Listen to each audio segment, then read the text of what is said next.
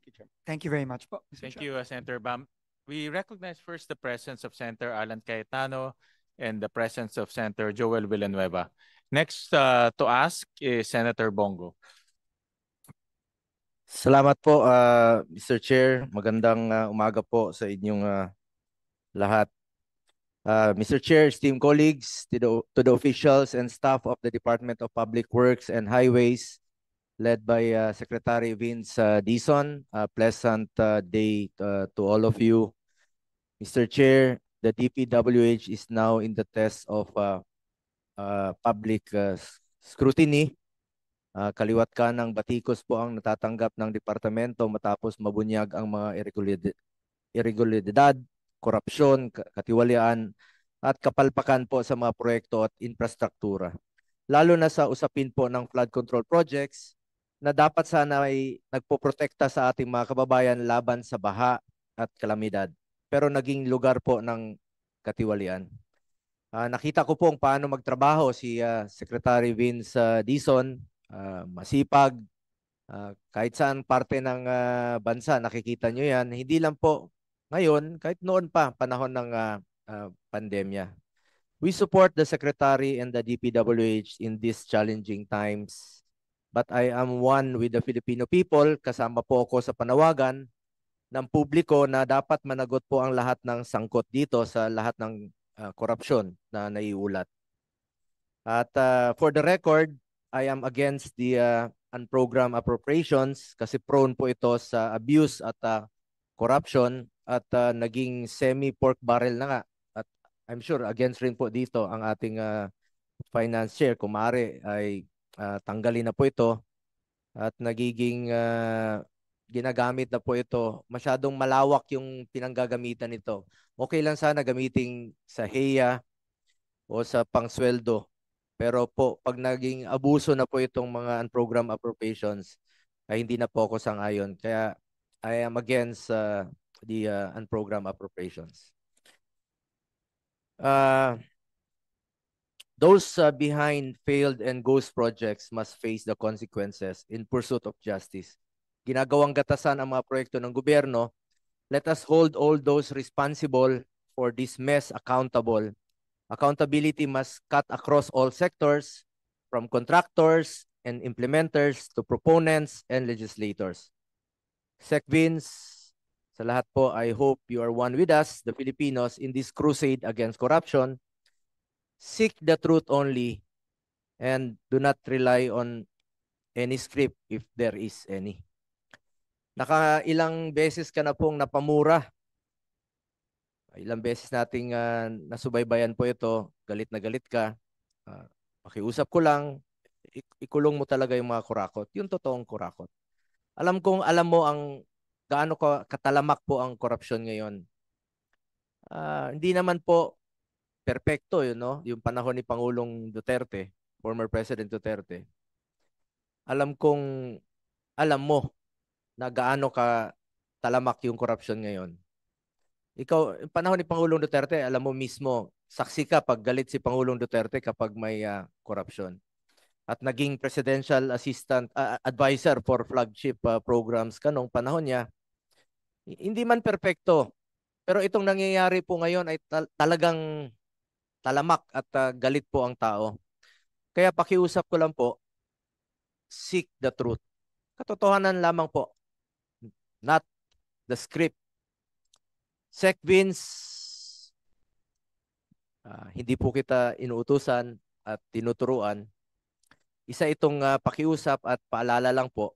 Ang issue ngayon ay tungkol sa ghost, substandard, o anomalous flood control projects. Kung wala kang sinisino-sino o pinipili, kasuhan nyo po at ipakulong kaagad yung mga totoong mastermind. Yung totoong buhaya. Mag-focus po kayo sa mga magnanakaw at korap. Ikulong na yan, mga kurakot. Alam kong kilala mo sila. Di mo pa siguro mapangalanan, pero pakiusap ko po, tumbukin nyo po. Tumbukin nyo po. Huwag nang paligoy-ligoy pa. Tumbukin nyo yung sinong may sala talaga rito. Tumbukin mo yung mastermind at wag sanang ilihis yung issue. Totoo lamang po, the truth. Nakaantabay ang mga tao, naghihintay po ng resulta.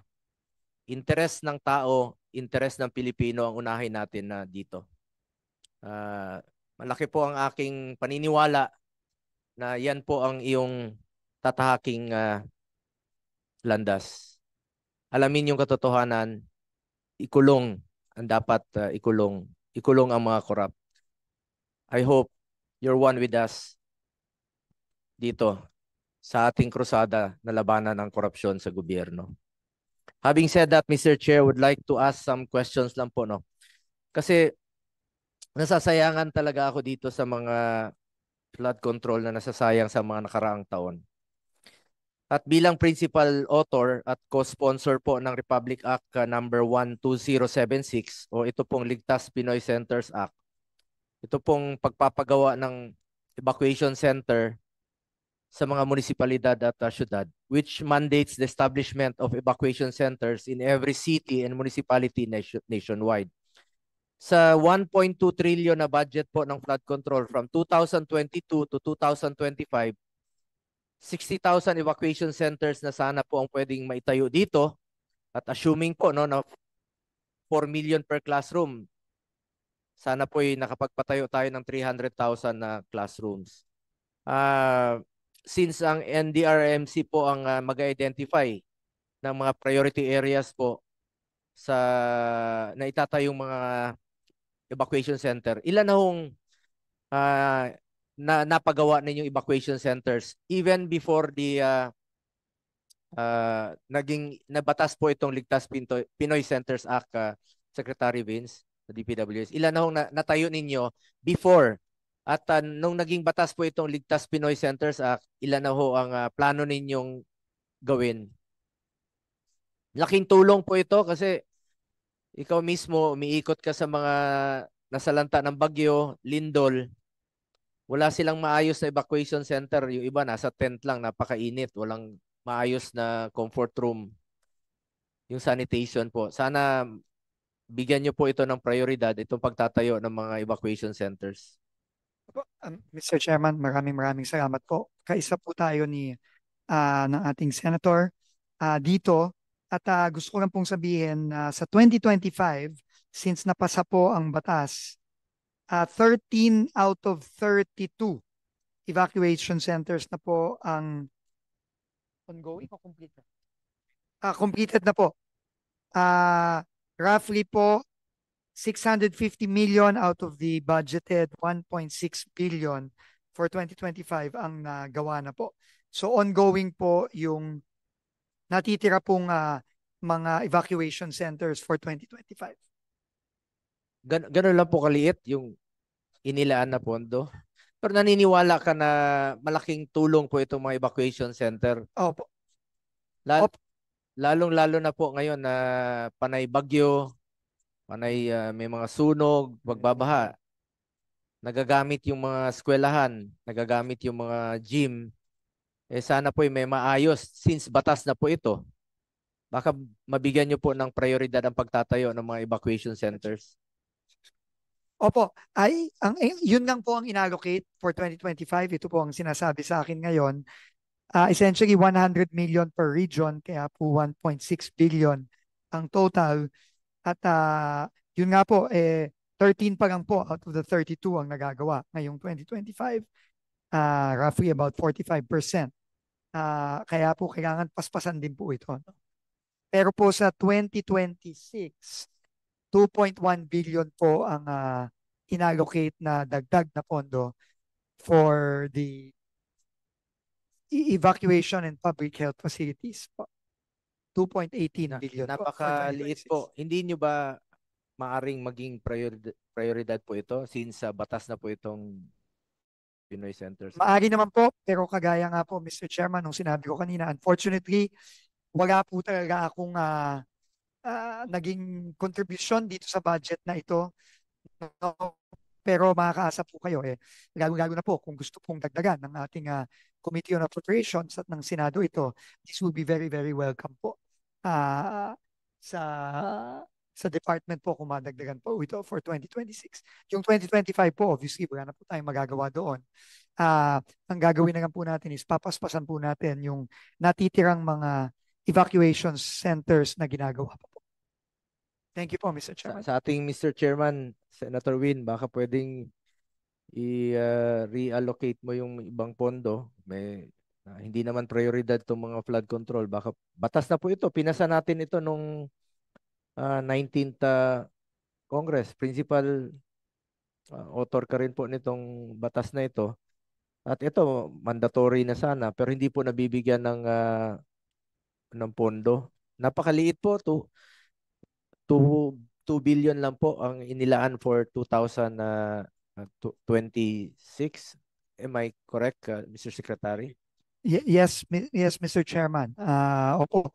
Yung, although po wala na pong flood control no, na locally funded sa 2026 budget, pero iiwan po namin sa wisdom ng Committee on Finance at ng Senado marapating pong dagdagan. At naniniwala naman po kami na kailangan natin po itong mga evacuation centers na ito, lalo na kung napansin nyo po, no, ang dami po nating mga sakuna na kailangan i-address. No less than the President po has been going around, and yun din po ang napapansin niya.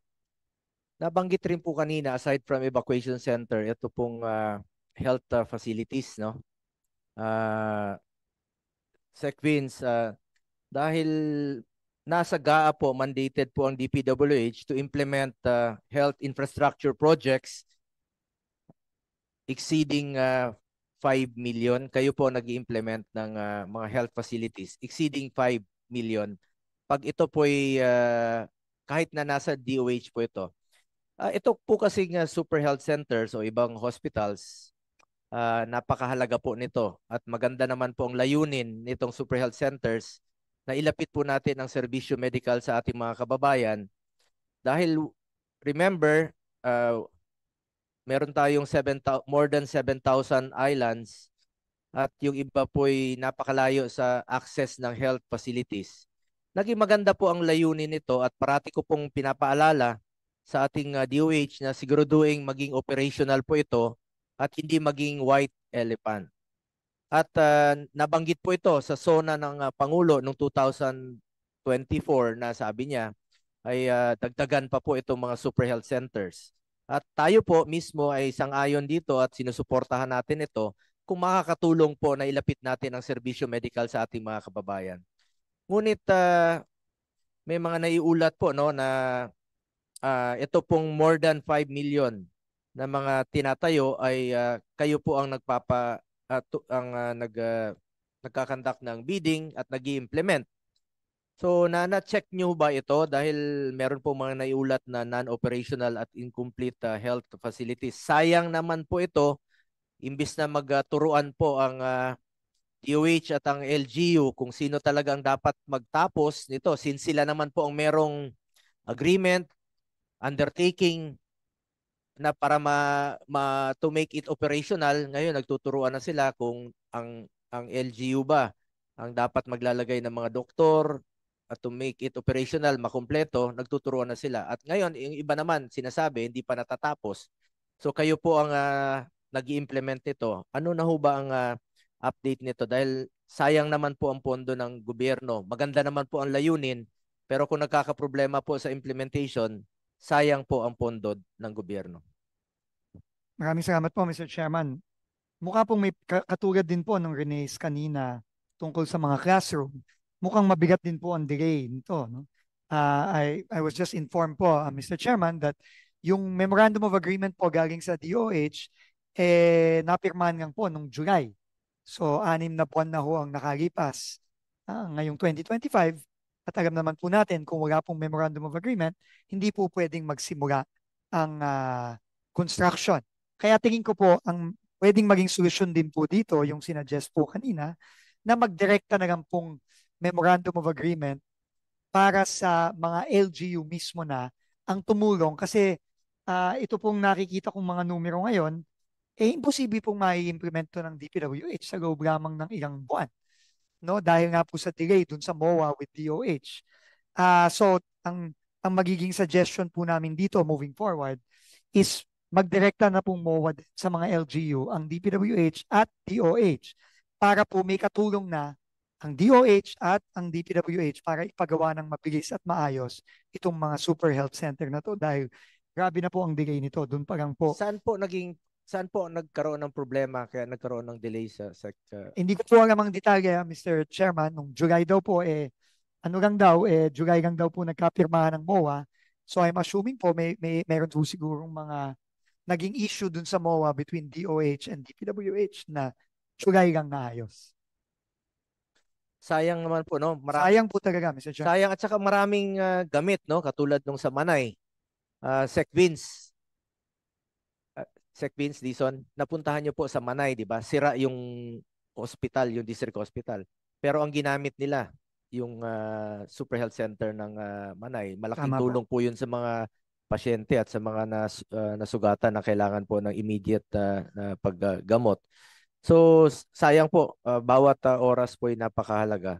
Sana po ay matulungan nyo rin po sila na wag na silang magturuan ang DOH at ang LGU.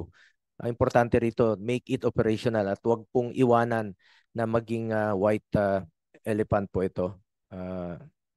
Mr. Chairman, just to clarify mo po, no, yung pag-operationalize ng health center, labas na po sa mandato ng DPWH yan. Pero yung pong pagpapagawa, tingin ko po ang magiging solusyon na lang natin dito para mapabilis is magmawa po tayo sa mga LGU para mapabilis. Tingin ko po more than willing naman po ang ating mga mayors na tumulong dito. Salamat po, Mr. Chairman. Gustong-gusto po ng mga LGUs po yun. Dahil malaking tulong po yun sa kanila, lalong-lalo na po sa mga LGUs, mga munisipyo na walang district hospital. Yung iba po, napakalayo, 2 oras, 3 oras ang biyahe. Yung mga buntis na nanganganak na lang po sa tricycle o sa bangka. Island. Totoo po yun. May tapos na Super Health Center dyan po sa Tingloy, Batangas. 1 oras po ang biyahe pag tumawid ka. Ngayon, gamit na gamit nila. Yung mga buntis, doon na po nanganganak. May pharmacy na sila.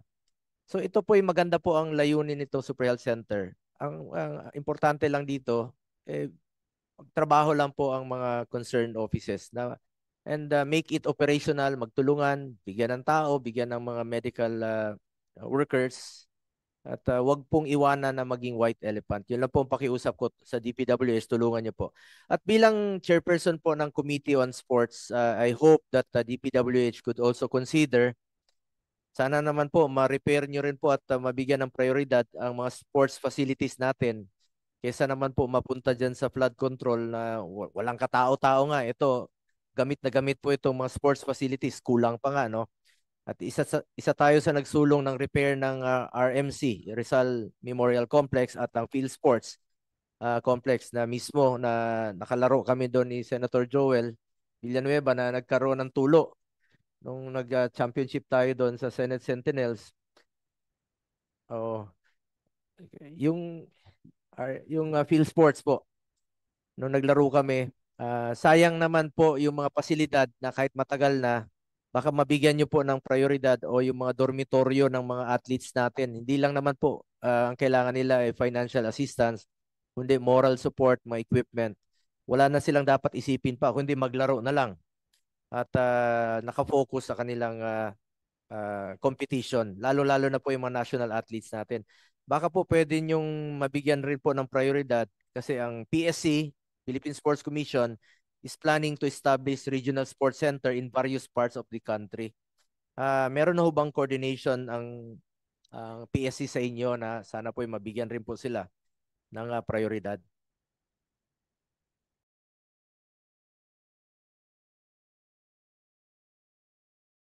Kami po ay makikipag-usap at makikipag-coordinate sa PSC sa pamumuno ni Chairman Gregorio para po again magtulungan po kami kung paano ma-i-implement po ng mabilis itong mga pagpapatayo ng mga sports facilities na alam naman po natin na kailangan all over the country. Thank you po, Mr. Chairman. Salamat. Lastly, I would like to raise the seeming yung inequitable regional allocation of DPWH projects. Napapansin ko po yun. kung saan po nangangailangan ng infrastruktura, doon po kakonti ang budget kumpara sa ibang developed areas po. May we know the regional allocation of DPWH budget? Anong rehiyon po ang magkakaroon ng mababang allocation? At maalala ko noon, Sec. Vince, nung panahon po ni former President Duterte, pinagbili niya noon, pagka 2016, sabi niya, gusto ko pantay-pantay lahat. Kahit na taga Mindanao siya, gusto niya Luzon, Visayas, Mindanao, pantay-pantay. At nabanggit niyo po yung Panggil Bay Bridge na tapos na, no? Sa Osamis. It was yung kontrata noon, it was started during President Aquino's time. At nagkaroon po ng parang nagka-problema po yung governor doon. Sabi niya baka ayaw na pong ipagpatuloy ni then President Duterte noong 2016. Dahil unang-una talo siya doon sa Misamis Occidental. Pero nung lumapit siya kay President Duterte, sabi niya tapos ng eleksyon, presidente ako ng Pilipinas, presidente ako ng buong lahat ng Pilipino. Sabi niya ipagpatuloy yan at wala akong pinipili. At ngayon po, napakinabangan na, tapos na sa panahon ni President Marcos, napapakinabangan ng ating mga kababayan from 10 minutes, from 3 hours, naging 10 minutes na lang po yung pagtatawid from Osamis going to Lanao del Norte. At ako mismo pumunta po doon. Nakita lang natin, ikaw saksi ka niya na pantay-pantay talaga yung pagtrato niya at gusto niya noon lahat ng lahat, Luzon, Visayas, Mindanao ay makikinabang at sa lahat ng rehiyon at makikinabang. Sana po'y walang mahuhuli dito sa inyong magiging prioridad.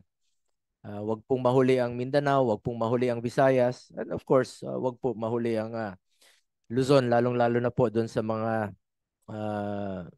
prone sa disaster na mga areas po. Kesa naman po nasasayang yung pondo ng bayan sa mga flood controls, mga ghost projects, baka bigyan nyo po ng prioridad. Talagang mapapakinabangan ng ating mga kababayan na proyekto. Yung gamit na gamit po talaga.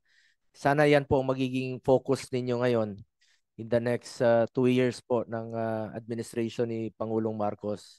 Walang masayang na pondo. Gaya ng sinabi ni Senator Bam kanina. Tanggalin yung mga taba dyan. Dapat po'y kung ano yung kailangan lang talaga sa proyekto at bigyan ng prioridad yung gamit na gamit ng Pilipino po. Yan lang po ang pakiusap ko sa inyo. Sumusuporta naman po ako parati sa DPWH at with you at the helm of the department. Sana po'y mapatuloy mo ang reforma. Please, please lang po, makiusap ko lang. Makiusap to please implement genuine reforms and eliminate the systemic corruption in the department. Ayusin niyo po yung sistema. Nakatutok po rito ang Pilipino sa inyo sa susunod na mga taon po. Maraming salamat po, Mr. Chair. Thank you, Senator Bong.